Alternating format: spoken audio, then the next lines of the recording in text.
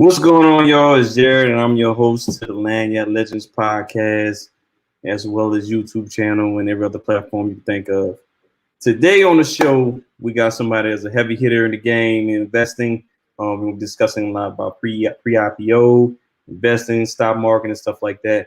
So let me introduce my guest. I'm about to try his. He got a long name, so I'm gonna try my best not to mess it up. All right, so. Welcome to the show, Souleyemane Niang-Dinkins. Yes, sir. There we go. All right. I want to make sure I give you a right introduction. All right. He is the CEO of Dynasty Management Consulting Group. I think I messed it up. But anyway, we'll come back to that. But anyway, welcome to the show, sir. I appreciate it. Thanks for having me, man. Good. All right. So let's get into this. What made you get into the investment game?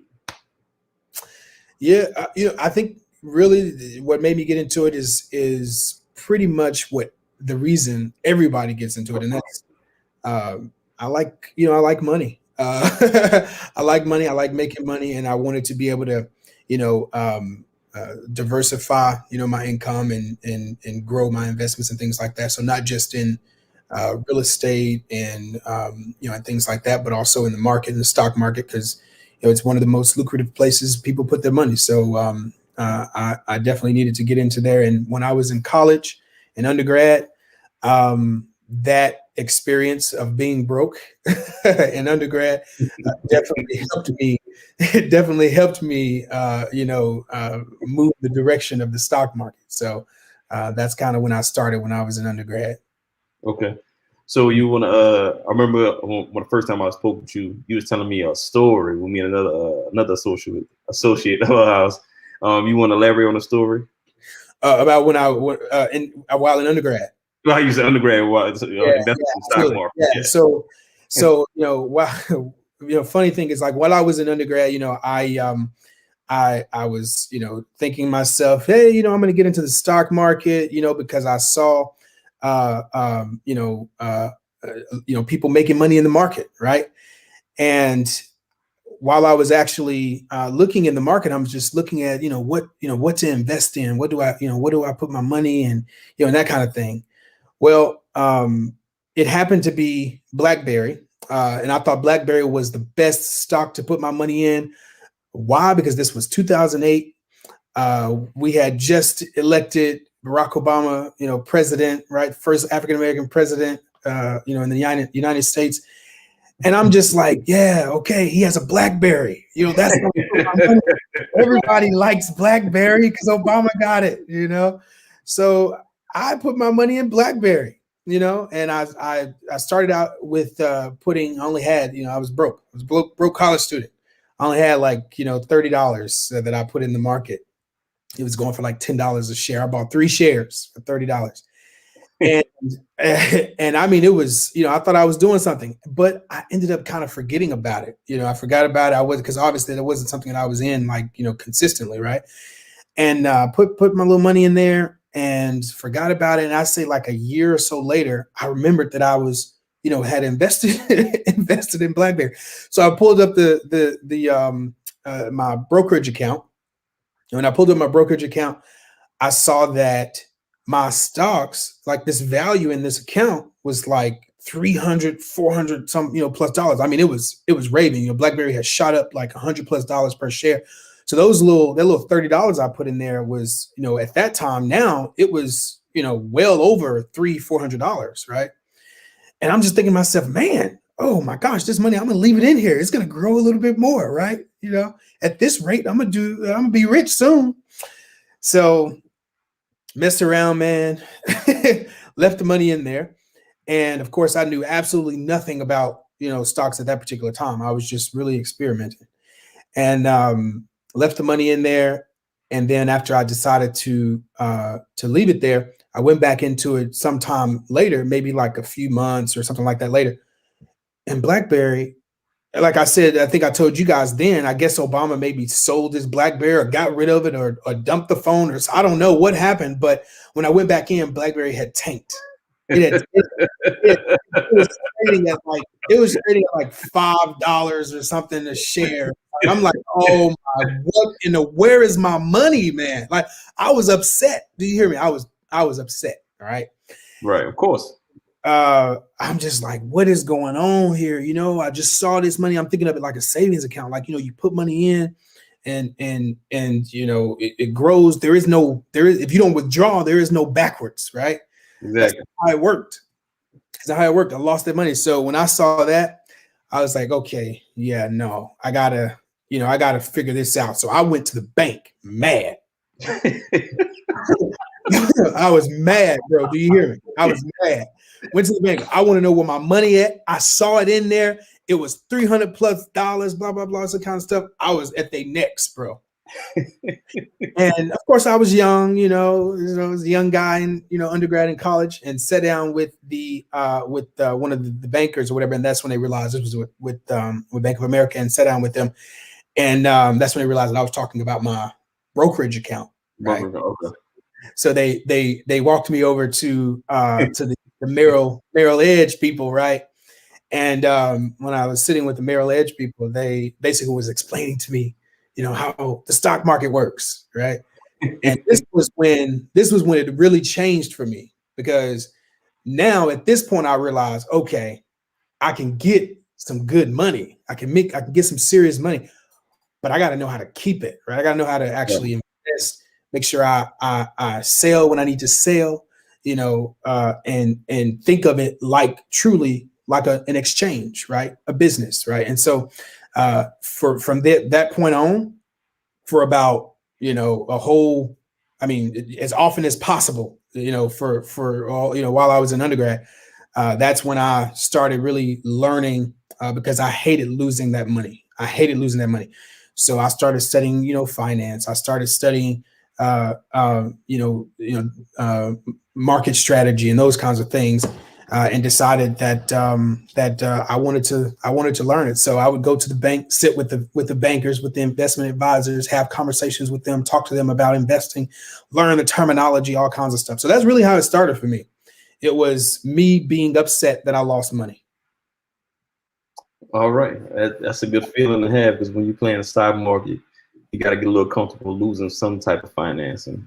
As I learned from this previous year with COVID, investing in the stock market for the first time. All right.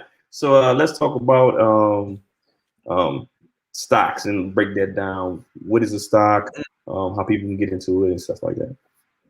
Yeah, so a stock is really, so I'm going to explain it by saying it's a security. The way that I explain it in my my classes is essentially like this, right? If you get, what is security, right? What is that? It is something that secures your position, right? So, for instance, if you have security at your home, right? What their job is to, what their job is to secure, secure your, your home, secure your position, your safety in your home, right? To that same token, the stock market is essentially that same exact thing, where a security, right?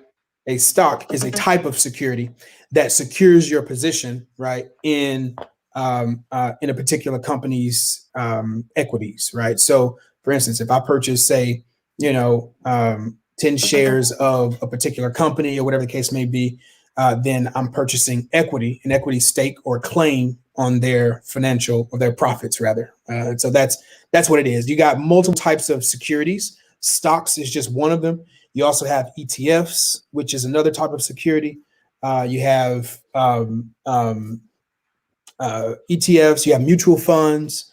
All these types of things are security. Even money, right? When you put your money in the stock market or in the market, and it's just sitting there in a holding state in your brokerage account, while it's just sitting there, your money is also a security, because that is an instrument, a financial instrument that's used to exchange assets on the market, in the market.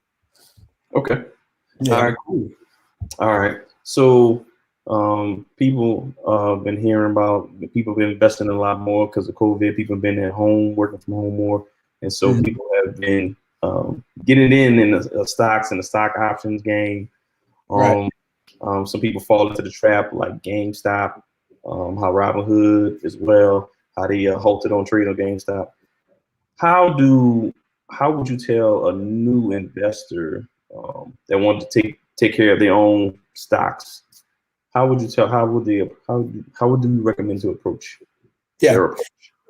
So, I actually saw someone posting once before actually about that very thing, right? They were posting basically about trying to get in the market. They were new, and they wanted to be able to invest themselves, and all that kinds of good stuff. That's great, right? That's wonderful. But the thing that people have to actually remember is that you have to first, before you invest, and this is going to sound really crazy, but I'm just going to be perfectly honest. You have to first become comfortable with losing something, right? Say it again, because every time I tell someone about that, they think I'll be joking.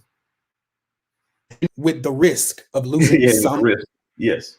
Huh? I say, tell them. Yeah. Yeah. If you're not, all the time, you got to be comfortable with losing the money you invest. I tell people that all the time. Yeah, exactly. If you're not comfortable with the risk of losing, your investment, don't invest your money in the stock market, right? That's the first thing. And the reason for that is not because you're going to lose it. It's because you are going to actually become fearful. And because of your fear, you will cause yourself to lose it, you see. So that's really the main thing. Once you've come to that, once you've come to terms with that possibility, I think then you're probably ready to start out investing. Never start out investing a whole bunch of money when you don't understand it, right? You want to invest a little bit. That little $30 that I invested at the time, that was a lot of money. I was a college student. I had no money, this, that, and third. So it was a lot of money for me. But it wasn't going to break me, right? You know what I'm saying? It wasn't gonna, do a whole bunch of damage, right? But at the same time, whatever that amount is that you want to invest, you just have to be comfortable with the possibility of potentially losing it. When you do that, you'll begin to develop, a sense of practice, right, on how you actually facilitate your trading, right? Because what works for one person is not going to work for the next. What you want to invest in may not be what someone else want to invest in. As a result, your goals may be different. Your desired return on investment may be different. So you could really, you really just want to make sure that you have all those things in place first, and then also education. That's going to be the key. Learning the educational resources that's available to you on whatever platform you decide to actually invest on. So a lot of people invest with Robinhood. Robinhood doesn't really have a lot of tools, or any tools that I know of. Right. So I'm not talking about no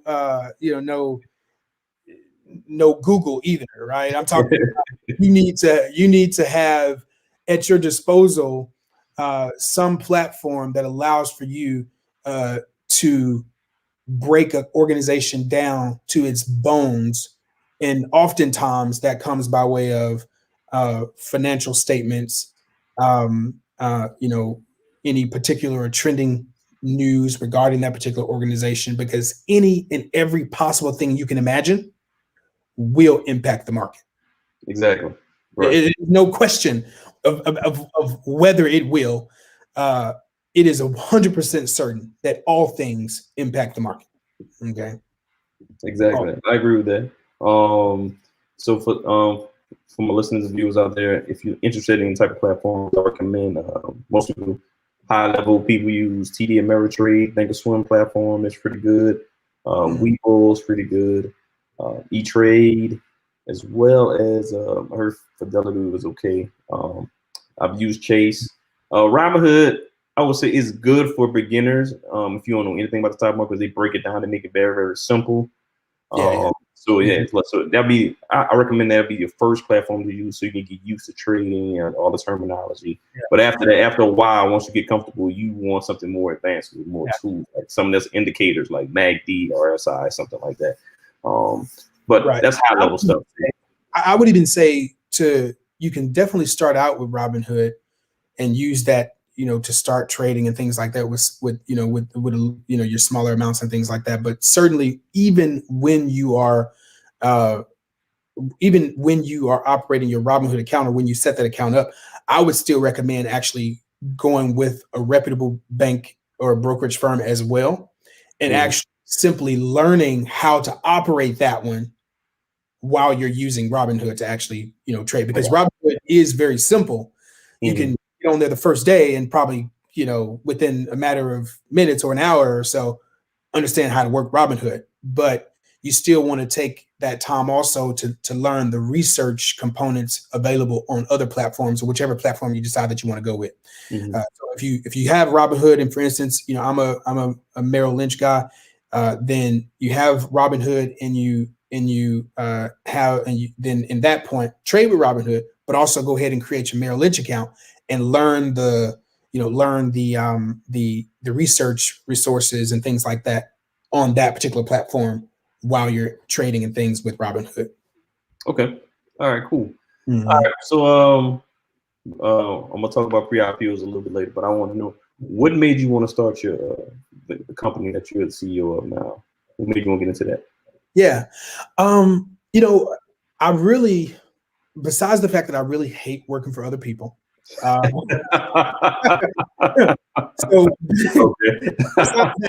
right, let me just put that part out there. But besides that, I really wanted to create something that that would allow for us to really impact my community, right? So I'm really, really big on creating opportunities for our community, and I'm really big on teaching our people how to be able to actually do that, right? Because that's important. Now, there's a lot to be said about that, in the sense that you can teach them, but obviously in the time that you're teaching them, you're not able to make money. So what I had to do was find a way to provide for myself and my family, while also helping other people learn how to access wealth and opportunity. You do that by essentially the way that we have structured Dynasty Management Consulting. Dynasty Management Consulting currently consists of 3 different departments. The first is going to be business advisory. In business advisory, we do startup consulting. So people trying to start companies, they want to learn or start up their organization and set their organization up correctly and compliant on both state and federal government level. In addition to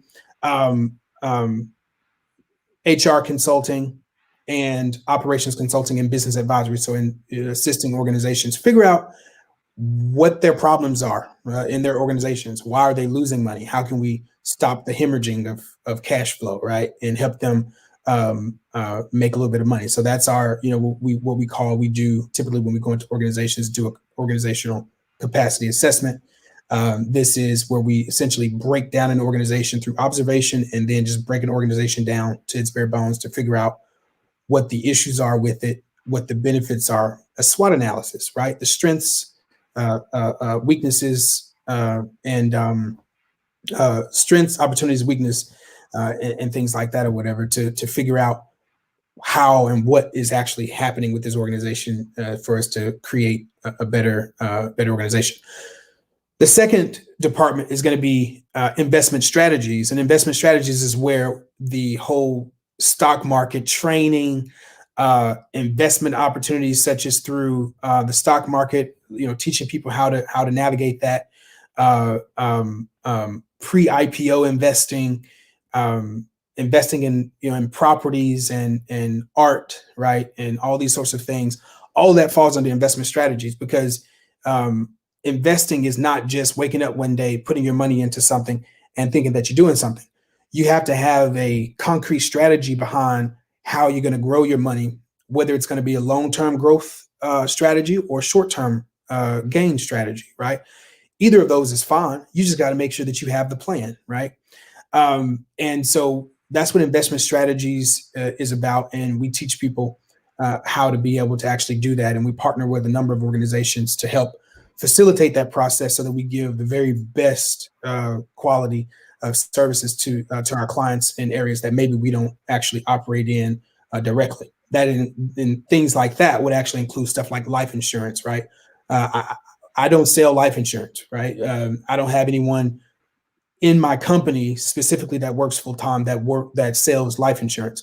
We actually partner with organizations to be able to help people create their estates, because one of the main things, or one of the greatest travesties in terms of the lack thereof of transfer of wealth in the Black community is the fact that we don't have life insurance. We don't pay that bill for whatever reason. We won't pay that bill. So true. The importance of that, because because people just think life insurance is there when somebody dies, but there's more to it. It's not to just bury them. The younger you are, get that life insurance, lock in that that rate as young and healthy as you are, and make sure that you keep it and sustain that throughout throughout your life. Because hey, at the end of the day, one thing I can guarantee you, just as sure as you're gonna lose money in the stock market, is you're gonna also die. That's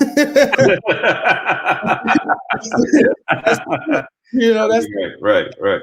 It's a reality that we have to come to terms with. And I think that we get afraid of life insurance because we think, oh, we're thinking about death. No, we're thinking about preparing our families for success, right? And so that they don't have to, set up a GoFundMe to bury us and to bury other people. So that's one of the components of investment strategies as well. And then the last is going to be Global Ventures, Dynasty Global Ventures, which is where we focus solely in development, right? Development and obviously ROI as well, return on investment. Because within Dynasty Global Ventures, we purchase homes, both domestic and international. Most of our properties are international.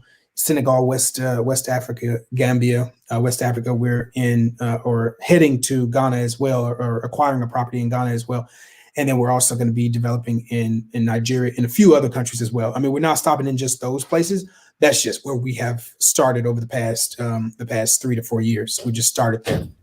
So it's investing in those sorts of things, renting them out, short-term rental. We don't want to deal with evictions and all that kinds of stuff, and people not paying their rent. It's short-term rental. All of our properties are short-term rental, and we create an American luxury experience for tourists when they go to West Africa to experience the comfort of American life, or not having to essentially experience the beauty and the diversity within Africa, and experience the culture and be immersed, if you will, in the culture and things like that. But at the same time, we don't want to compromise comfort, right? So we got that particular market, sewed up because we have a team of people who understand the importance. When I go to Senegal and Gambia or anywhere, I have cooks that are trained to cook for me, right? Someone who has spent much of my life in America. My body is going to react differently, right, to the water and different things like that. So whoever prepares my food needs to make sure that they know exactly how to prepare it so that I don't get sick, right? So those types of things people don't often think about. So what we've done is we've taken all of those experiences that people have when they travel overseas, and we are the solution to it, right? We have cooks who prepare your food for you that do it so that you don't get sick. They know to use what water to use to prepare your food, what not to use, where to buy your food from, because you can go walk out onto the market on the street to buy your meat. But let me tell you, your American body's not going to do well with that. You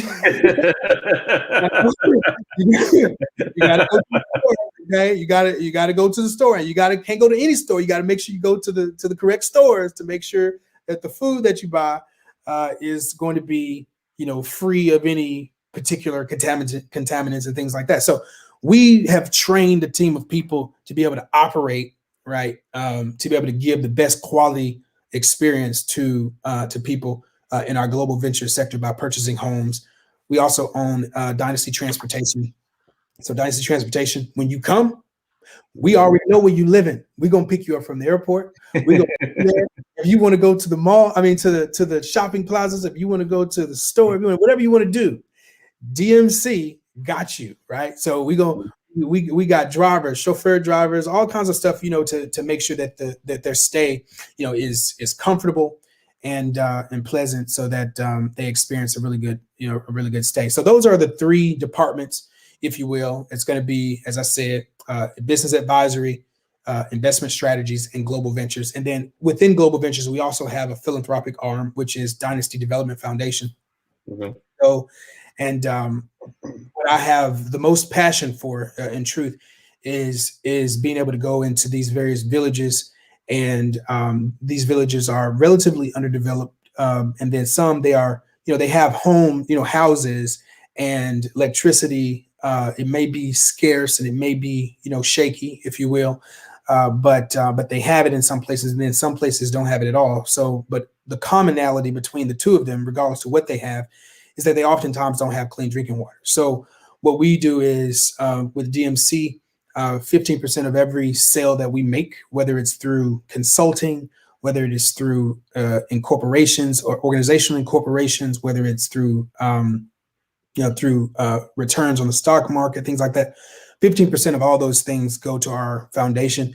Revenues go to our foundation. With our foundation, we go out and we build water wells and buy books and clothes, get toys for kids, all types of things to really impact people's lives, and that's really, honestly, I feel like that, even above making money, is really a passion of mine. So I enjoy that very much, because you have a responsibility. I think we all have a responsibility to the less fortunate. So I make sure that that I do that, in Senegal, particularly in West Africa, but in America as well, in many ways.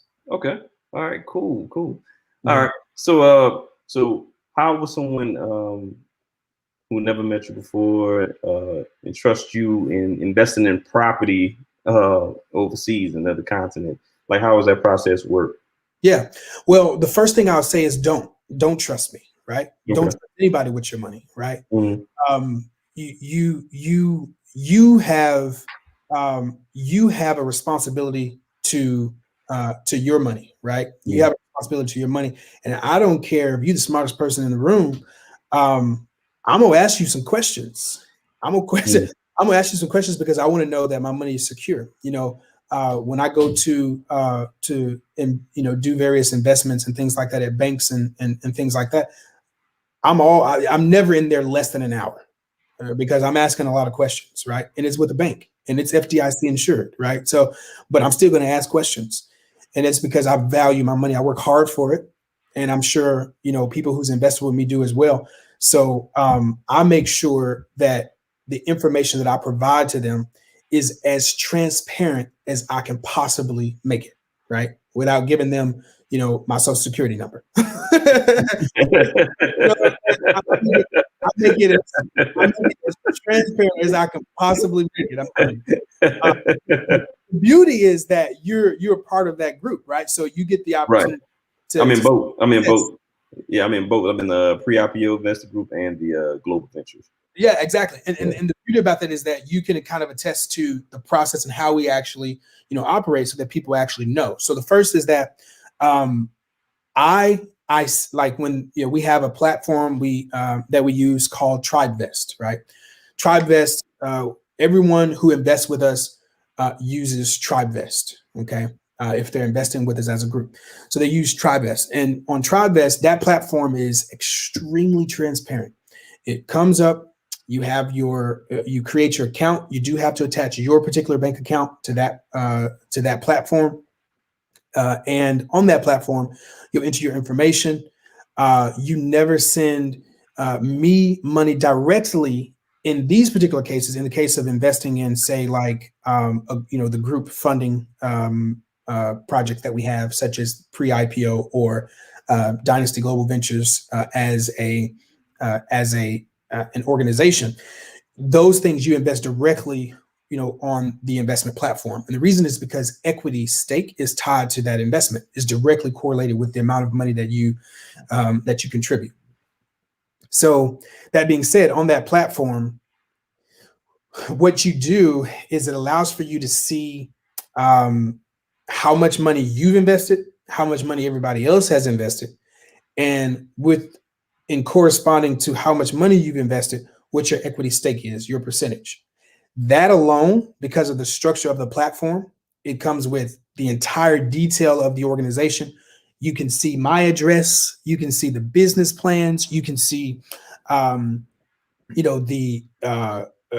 the company's EIN number, right, and all those sorts of things. Because again, as I said, transparency is extremely important to investing. And if you on that platform, by being able to see all those things, what that does is two things. Me personally, I have a lot to lose. All right. So one thing I'm not going to do is I'm not going to take the risk of playing with someone's money, right? Because I'm young, I have no criminal history, right? I have 2 master's degrees, a PhD, and I got too much to lose, and I'm getting ready to be married next year, and I got too much to lose, right?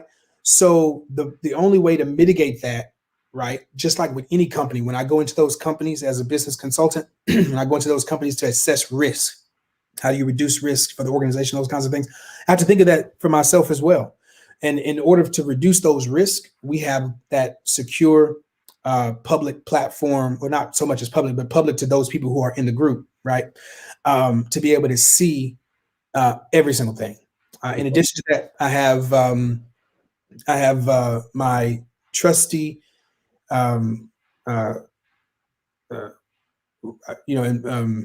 employee, if you will, Devin, who basically keeps me. Yeah, Devin. Shout out to Devin. He be doing the most. Shout out to Devin. Rooted. Do you hear me? I mean, like he keeps me on point, because I will be honest, I will forget some stuff, but Devin will not forget. You see, and he pretty much keeps an external record to correspond with the internal record, so that we can make sure to always cross-reference people's money to make sure that things are where they're supposed to be, and things like that. The reason why we incorporate the organization Dynasty Global Ventures, particularly in America, and Invest International, is because what it does is it creates a tie.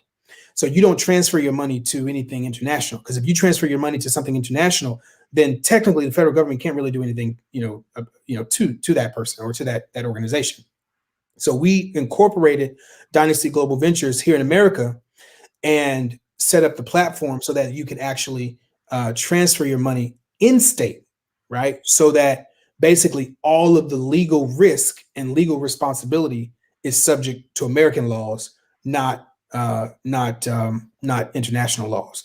So when you actually invest your money, because it went through from a bank to another bank, on a domestic wire, if there is a transaction made that's not executed the way that it's supposed to be executed on the business operational end, then technically that would be wire fraud, right? So because it would be misleading, someone, or whatever the case may be.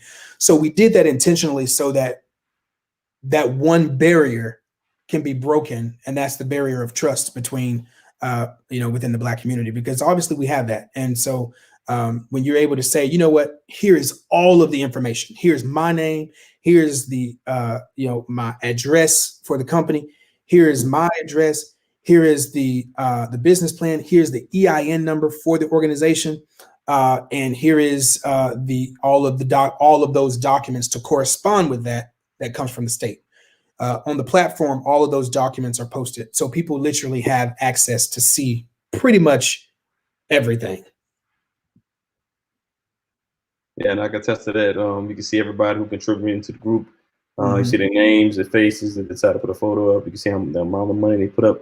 Some people put up some very, very large amount of money.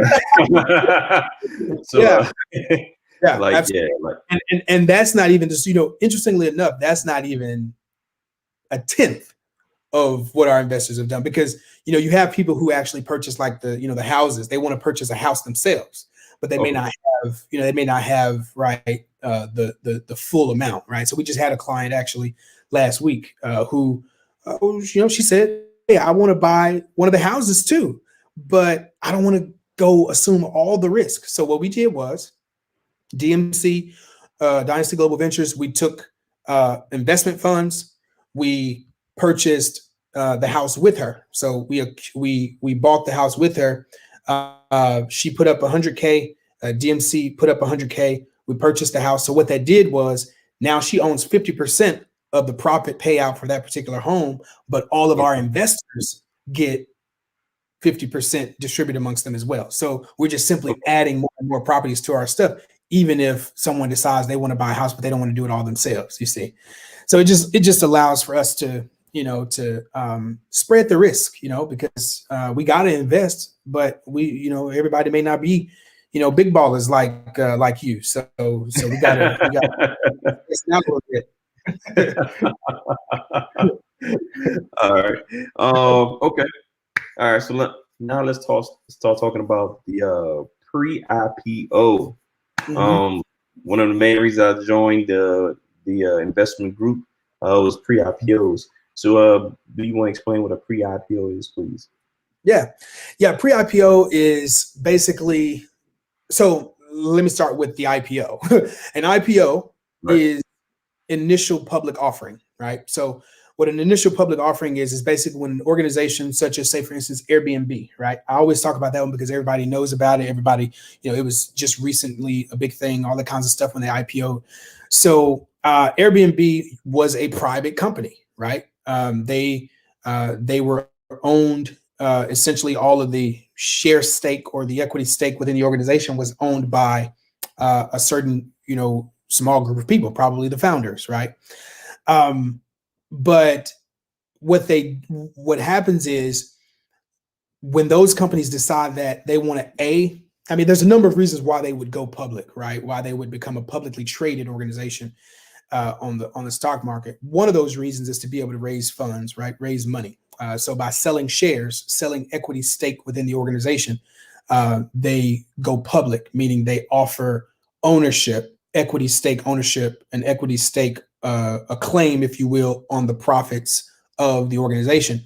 They offer that to the public, the general public, and they do that by way of the stock market. So when those organizations decide to go public for whatever the reason is they decide to go public, right?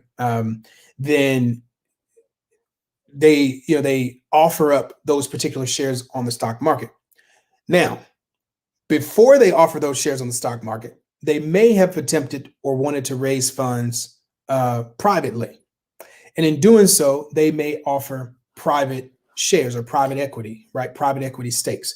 So they would do that essentially by going on by essentially offering shares in the pre-IPO market, meaning simply selling the shares just as they would, say, in the stock market, but only to those people who are accredited investors. And when I say accredited investors, in order to be an accredited investor as an organization, you have to have assets totaling right at or greater than $5 million. Or as an individual, you have to have as a married couple, I believe it's $300,000 annual income for that particular home. Or if it's a single individual, $200,000 annual income and $250,000 in liquid asset, liquid capital. the reality is that a lot of people don't have access to that. Okay. Right.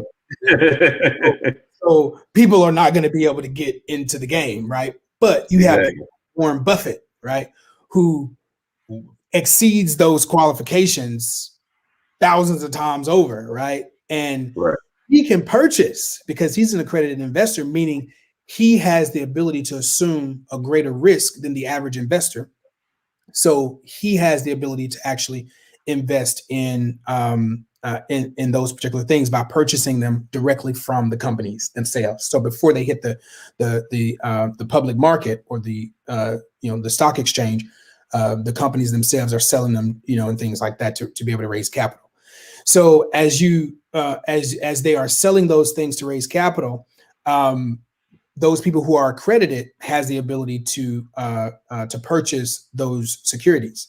The beauty is that there's that particular market is very, very small, and investing in the stock market is really all basic economics, right? It's supply and demand.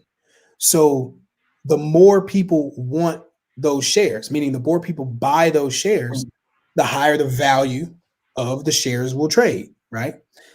If it's not a lot of people, or if people are deciding to get rid of them, selling those shares or dumping the shares, then the value becomes less valuable because it's more of it available. And as a result, it's a little bit worthless. It's worth less, right? Not worthless, but it's worth less.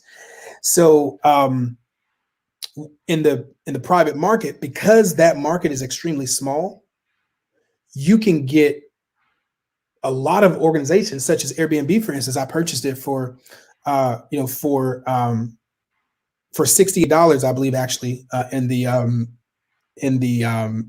pre-IPO, before it went public, before it was able to be traded on the stock market. But purchased those shares and obviously held those shares. But when it went public, because now millions of people all across the world are wanting to be able to purchase those particular securities, it's now become even more valuable, you see. So more people want those shares, and as a result, it's worth more. And what that does is that typically, all right, this is not a 100% of the time this happens, but on a more regular basis, more likely than not, typically what that results in is that results in a surge of share value. So when it IPOs and all those millions of people go rushing in to buy it, people like me and Warren Buffett and you now, Jared, and purchase these things at significantly less values. And now when they IPO, because so many millions of people now want it, it skyrockets the price. And as a result, you bought it for $68, and now it's trading on the stock market on the first day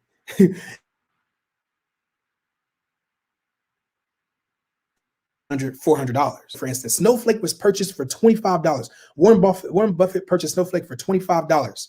But when it IPO'd, it traded for upwards of $370. Over 50% of them. Over 50% of them. So he made, literally, when the market opened, from the time the market opened to about, say, an hour into the market actually being open, he had already netted upwards of $10 billion. You see. How many shares did he buy at $25 a year? I can't remember. I think he purchased, like, I think it was like what, like $20 million dollars worth or something like that. But he ended up netting like they said $10 billion. So he made $10 billion in an hour.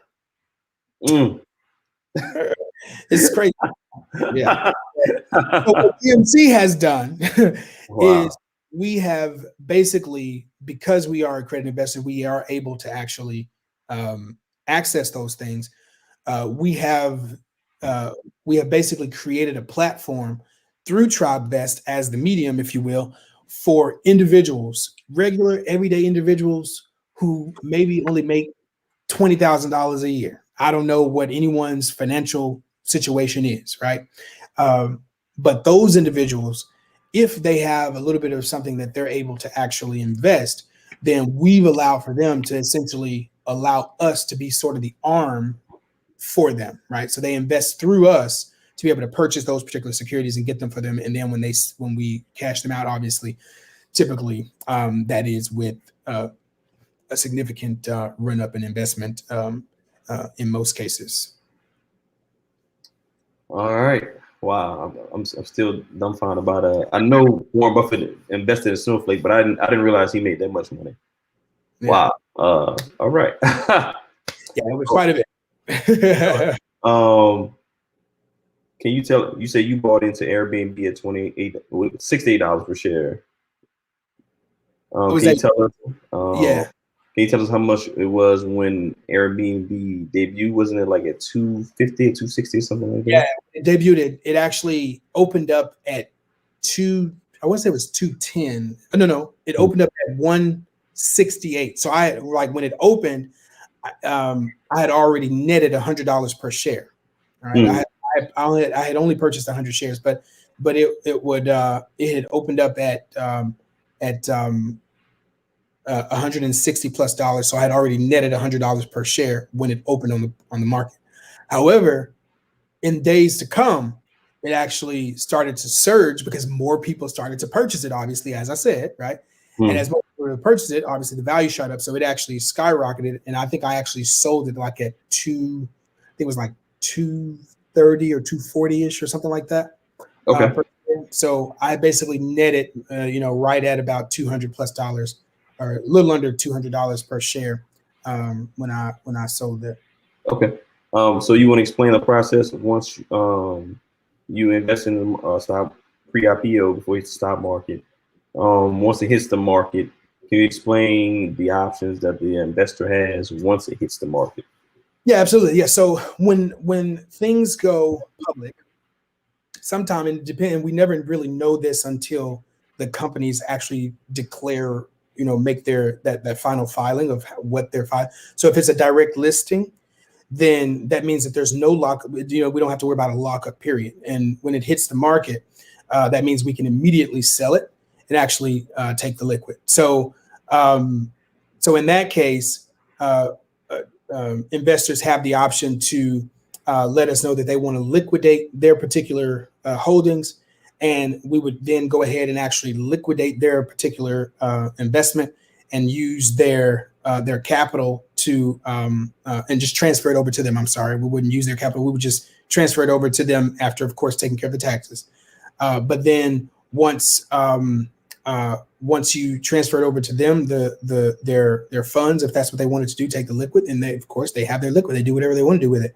But of course, if they decide that they want to actually keep the shares, then we'll just simply work with their brokerage, whoever their brokerage firm is, and we would transfer the actual securities, the stocks, over to their personal brokerage account. So they would actually then have them in their account.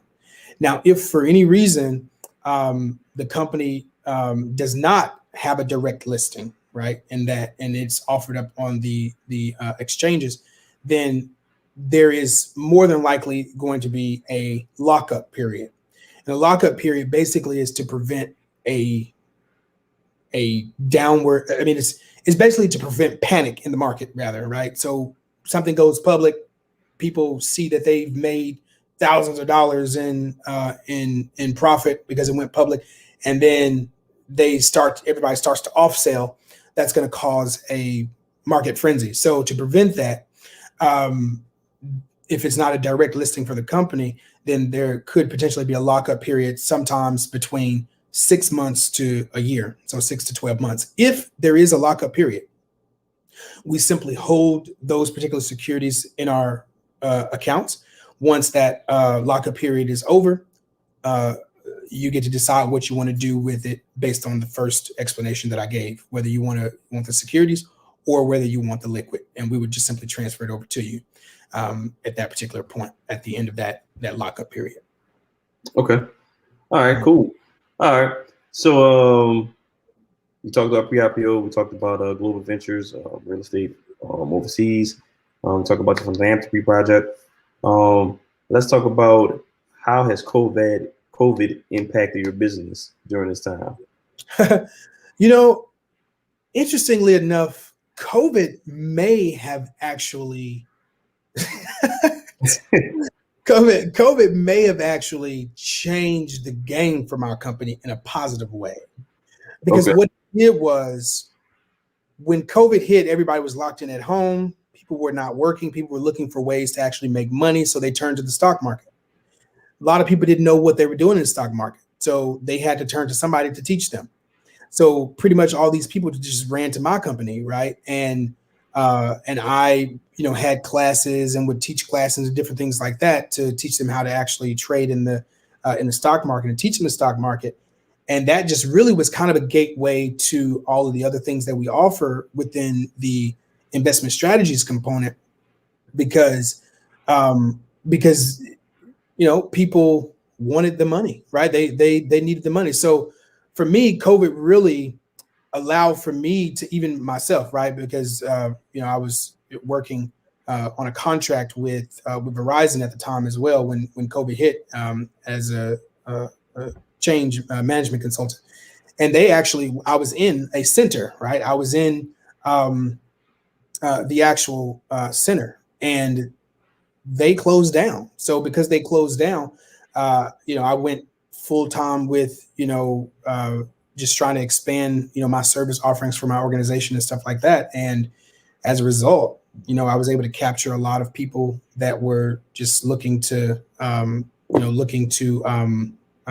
make some good money. And luckily for me, I had already had sort of the infrastructure and things like that for my organization to be able to support that. And some other areas, I decided to create. But nonetheless, it did wonders for me. Okay.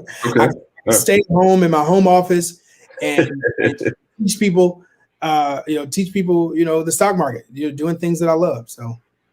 All right. So let's say somebody wanted to get into the stock, start their own business similar to what you have. Mm-hmm. What would be some of the do's and don'ts starting an investment firm? Yeah. So the first thing is you have to make sure that you get people who are licensed to handle people's money. That's kind of the first thing, because if something, it's either you need to get that or you need to disclose to people that you don't have that, right? Because you want to make sure that you are covered at the end of the day, right? Anytime you're dealing with people's finances and things like that, you want to make sure that you have an organization, LLC, S corporation, something like that, to be able to offer some personal shelters, if you will, between you and the organization, make that separation, that distinction. So creating an organization that will essentially have the ability to function with minimal risk and exposure to you as an individual. That's going to be the first thing that I would say to do. The second is you're going to have to know what you're talking about. So I didn't just pick up and just say, oh, let me start investing and teaching people how to do it. No, I've been doing this now for 15 plus years or so. So it's really about making sure that you have all of those components in place to be able to support the needs and those questions, those odd, crazy questions that some people might have that crazy to you, but for them, they're serious, right? And they want to know, right? So you got to be able to answer those things and whatnot. And if you don't know, be humble enough to say, hey, I don't know, but I will, I'll find that out, for you. So, yeah. Okay. FYI for people that's watching, if you have any comments, please post them and I can read them on the show. If you have any questions or comments. All right. So, what type of technology do you have that help you utilize with your businesses? Because a lot of people think when they start a business, they have to do a lot of paperwork. Do you do a lot of automation? I know you have a couple of employees. You want to elaborate about that? Yeah, absolutely. Yeah. So I actually, this really started for me when I graduated with my first master's degree in organizational development and leadership. When I graduated, I started actually working as a diversity consultant, if you will, with the YMCA. And the YMCA, I needed to really do like an operational capacity assessment for that particular organization, and really figure out, because they were going through they had went through a leadership change. They had the same director for like 40 years, and it was really time for them to move forward from the past. So I had to actually conduct an operational capacity assessment, and it was just me. And in doing that, those operational capacity assessments, typically they are no less than 50 pages long, right? Of just simply a bare bones breakdown of the company. I got smart then because I was just like, look, right. There's no way that I'm going to do this for every single organization from scratch, right? So what I did was actually used my that particular assessment and actually consulted with an IT team to create templates for my organization.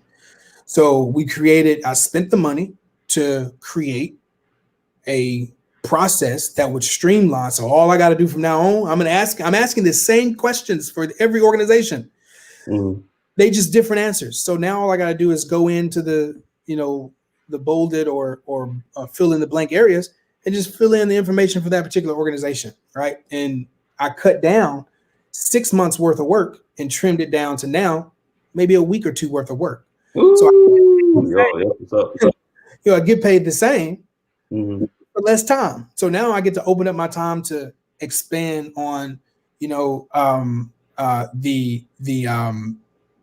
offerings and things like that, and what I have available to offer to companies and things like that. So yeah, it is, when you are trying to start up an organization, don't be cheap. I'm just going to be real. If you have a little bit of seed money to invest to structure your organization as a professional in business strategy and business development and organizational structure, my recommendation is to spend the money. If you know what you're doing, or even if you don't know what you're doing when it comes to your money, talk to a tax accountant or whatever, because they will help you get every single dime up to about $13,000 spent back that you spend. And trust me, for many small businesses, you're not going to spend more than $13,000. That is significantly high. Okay. So you can get that back when you file your taxes and stuff like that by using that as a tax write-off to reduce your taxes, and tax burden and things like that. But I would definitely recommend doing it professionally, letting people set your stuff up, making sure that you have those things in place, because oftentimes what happens is people will do it themselves, or they'll do something themselves, something's messed up, and then they come to people like me to fix it. And now I got to charge you more because now I got to charge you a little bit more, because now I'm doing two things. I'm auditing the first stuff, and I'm creating something completely new. So just avoid all of that headache and just do it correct the first time. Okay, cool. That was a great answer. I've got a few more questions for you. So I always get this. I'm a college professor, so I always get this from my students. What are your recommendations on going to school, or getting certification, or just winging it and doing experience? Yeah, I'm a first generation college student. Okay. So my family, I was not going to be pressured to go to school, right? I wasn't going to be pressured to go to school. I wasn't going to be forced to go to school per se, in terms of college, that is. So they may not necessarily, or they don't really place, the same value on education as I place on that I place on it. But for me, what education does is it's really a way to solidify your credentials, right? If I was to say, hey guys, invest with me. I only have a high school diploma on my resume or on my credentials, not to knock people who only have a high school diploma. Right. But I get you. But if I was to say, hey, I'm doing all these things and I'm dealing with hundreds of thousands, millions of dollars, and I'm saying, send me $100K and let's work together, let's partner together. But I only have a high school diploma and I don't understand the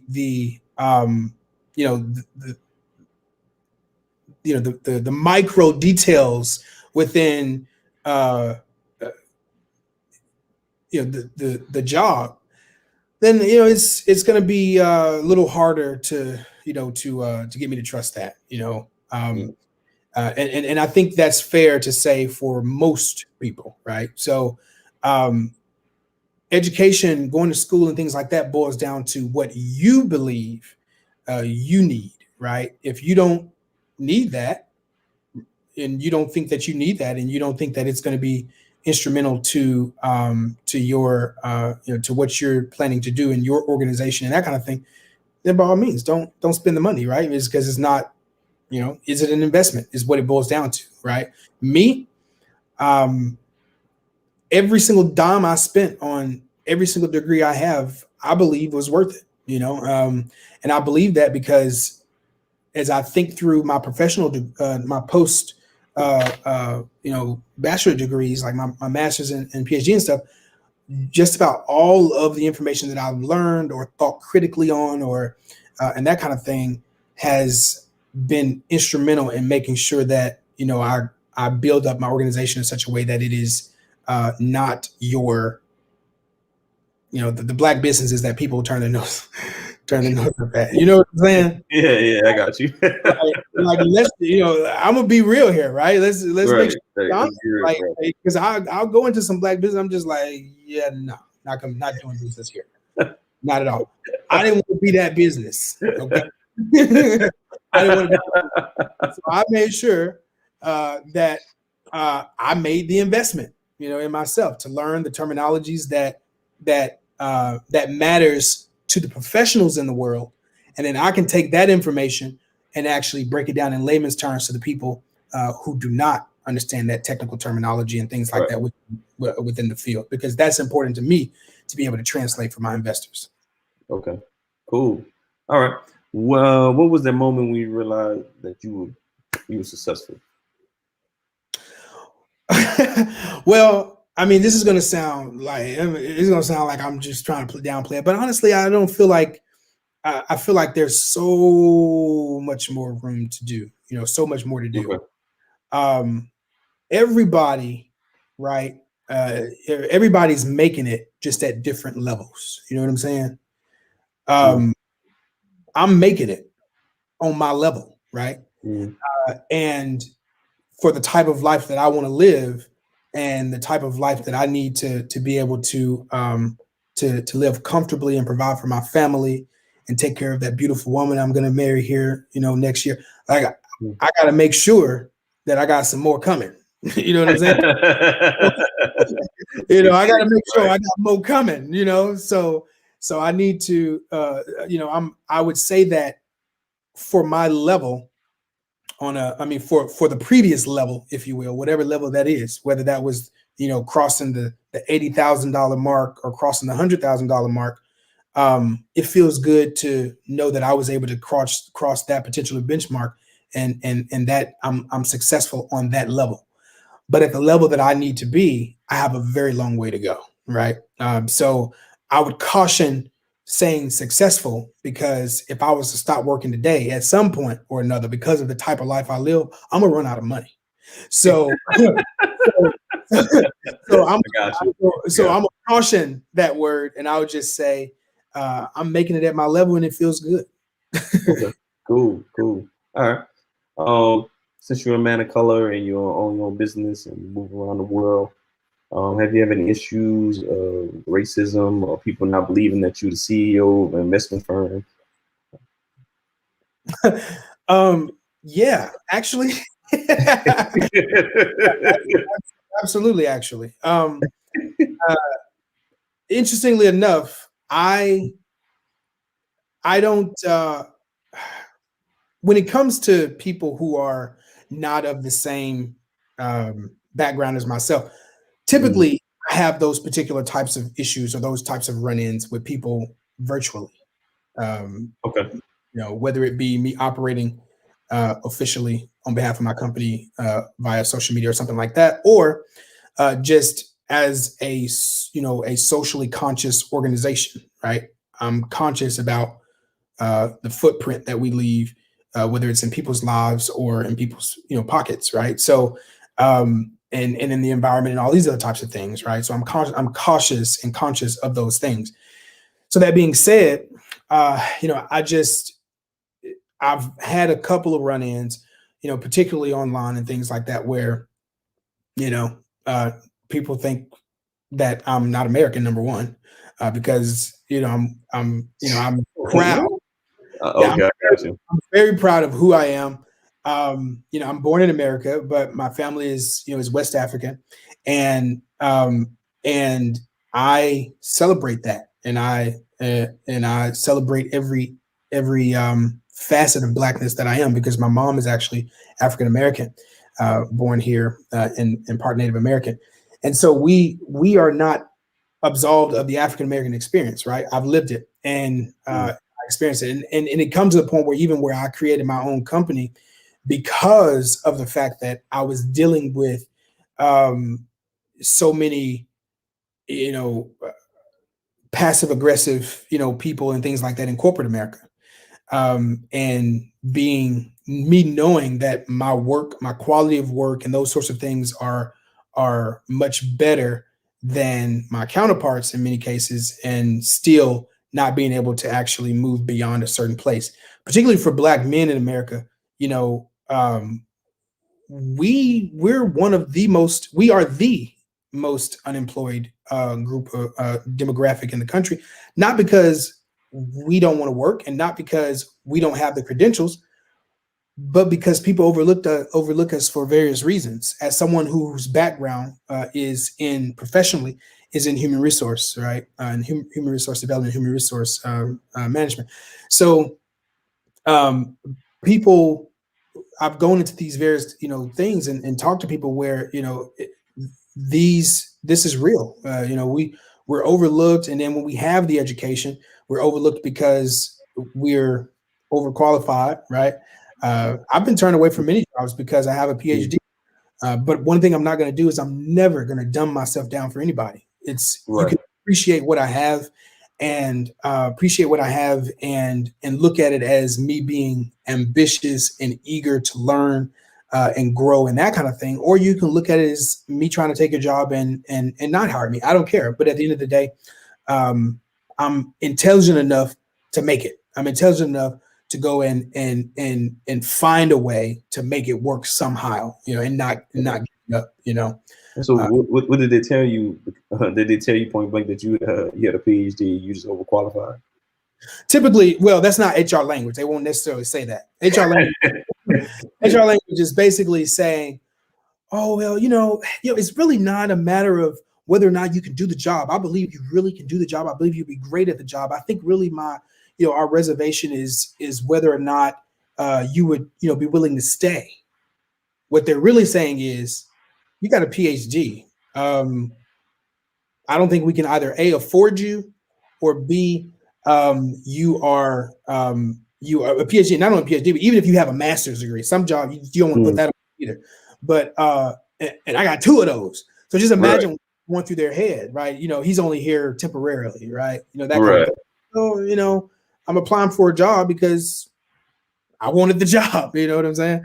So, that's what they think in many cases, but they never just out flat say it because legally they can't.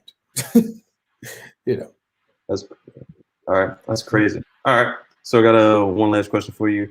Mm-hmm. Where do you see yourself in the future with your business? Man, I see myself. I really want to grow my organization and not only be, at this point, we're definitely international. But what my goal is, right? My passion is bridging the gap between the resources that we as African Americans have in America, which typically is a financial instrument, because even though the Black community is, one of the higher in terms of unemployment in the country, we also got a lot of money. So, and we want to invest. We want to put our money somewhere where it's going to grow for us and do well. So what my desire is for my organization is to grow it in such a way that it is, when people think of investing, they think of Dynasty Management Consulting being the facilitator of their investing, so that we bridge the gap between what we cannot access individually as a community for various reasons, whether it be systemically and or systemically, whether it be because of systemic racism or and things like that within America, and bridging the gap between Black people in America and our finances, our money, our wealth, and taking that and bridging the gap and going to a location, a place where there is plenty for less. And when I say that, I mean Africa. Africa, mainstream society does a really good job at scaring us away from Africa. Yes. While behind our back and pumping billions of dollars into the continent. In 2019, the private sector pumped $500 billion into Africa. Didn't know that. In just real estate. Okay, just real estate alone. So that kind of begs a question of why. Because one thing you got to know is that mainstream, that's my politically correct way, it's not going to put their money somewhere that they don't expect a return on it. You see what I'm saying? They're scaring. I'm sorry, not 500 billion, 500 million. They pumped $500 million into the continent of Africa in real estate alone. That's just real estate, not tech, not all the other stuff, not any of the other stuff. But they pumped 500 billion in only real estate alone. And now just imagine how much they pumped in all the other sectors. So what this says is that Africa has resources that are untapped. They have a world of opportunity. And my dissertation is focused in economic development in West Africa. My focus country obviously is Senegal and Gambia because it's really kind of the same region. So that particular area. And one of the things that we talk about in my studies is that Africa has the workforce. It has to be trained and developed and things like that, but they have the workforce, right? They have the land, the resources, everything that we need as African Americans in America to be able to actually increase our wealth. They have there, but what they don't have is they don't have money. Unemployment is upwards of 60+%. So people are struggling. So what we're able to do is we're able to go create industry, create opportunity, provide people jobs with our money and our investments, right? By helping our people have a better quality of life while they're helping make us rich because they're working for us as well. And we're treating them well. We're paying them well. And because taxes is something I don't have to worry about with regards to being taxed in America because I'm making this money offshore legally. All I got to do is claim it. As long as I declare it on my taxes, the government cannot touch it. Okay. So that being said, is bridging the gap.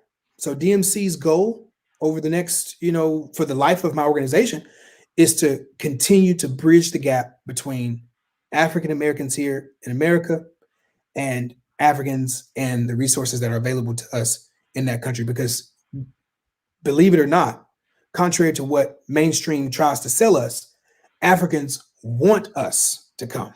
They want us to. They want us to invest. They want us to create businesses. They want us to employ them. They want to make us rich because if they make us rich, they know they're going to make some money, right? So they want this because and so what's happening is we're being scared away from it and these private sector companies are coming in, pumping millions of dollars, buying up stuff, raising values, doing exactly what they did in America to us over there. So we got to get there. We got to get there. And so the only way to do that is through organizations like mine, or if you create an organization yourself and actually decide to learn a little bit about foreign direct investment and things like that, then you can do it. They can do it as well. But the main thing is doing it because that's where the opportunity is. Okay. All right, man. You dropped a lot of knowledge tonight. A lot. Well, tell people where they can reach you on social media handles and your website. Yeah, absolutely. Yeah. So, so I don't have a whole lot of social medias, but the company Instagram is Dynasty_Consulting. You can actually follow us there, Dynasty_Consulting. My personal Instagram, which is where I typically am focused and communicating with people, is right there on the screen. _presidential, the number 1 _. That's _presidential, the number 1 and _. And then, of course, on Facebook, Souleyemane Niang-Dinkins. And you'll be able to locate me. I'm pretty sure immediately because no one else has that name. So,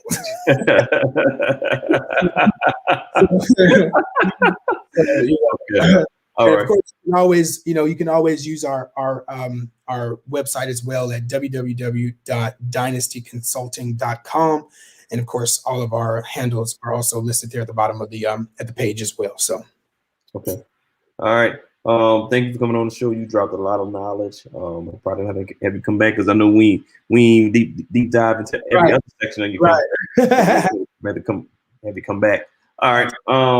Make sure you all like, subscribe, share this, get the information out.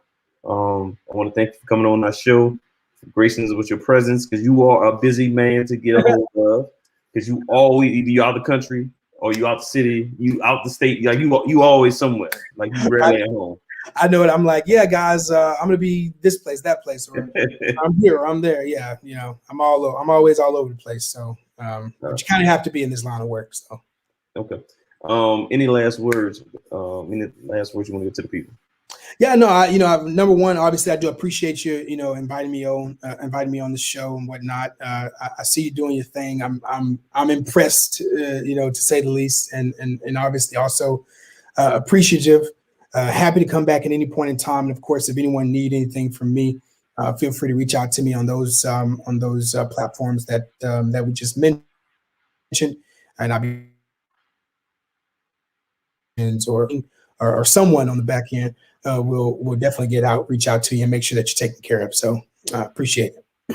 All right, y'all. Thank y'all for watching. Like again, I said, make sure you hit that like button, hit that subscribe button, so you can get alerts next time we come live. I'm very surprised. I got people watching and didn't ask any questions. I'm very surprised about that. But I'm going to ask comments later. Yeah, because I'm detailed. Hopefully. Right. Right. All right, y'all.